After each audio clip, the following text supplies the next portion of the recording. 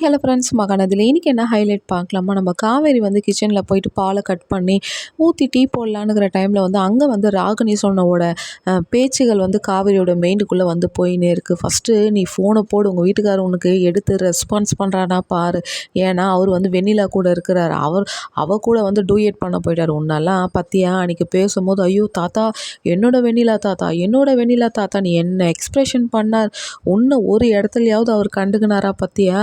அதுதான் விஜய். ஏன்னா வெண்ணிலாவை வந்து விஜய்க்கு அவ்வளோ பிடிக்கும். அவளை தான் அவர் வந்து அவளோட புத்தி சுவாதனெல்லாம் தெளிவான ஒன்று வீட்டை விட்டு அனுப்புகிற வேலை தான் ஃபஸ்ட்டு வேலைன்ட்டு நம்ம ராகினி சொன்னதே வந்து நம்ம காவேரி மனசுக்குள்ளே ஓடினே இருக்கு. உடனே வந்து கா காவேரி வந்து விஜய்க்கு ஃபோன் போடலான்ட்டு போட்டுனே இருக்கும் போது ரிங்கு போகுதை தவிர காவேரியோட ஃபோனை வந்து விஜய் வந்து அட்டன் பண்ண மாட்டார்.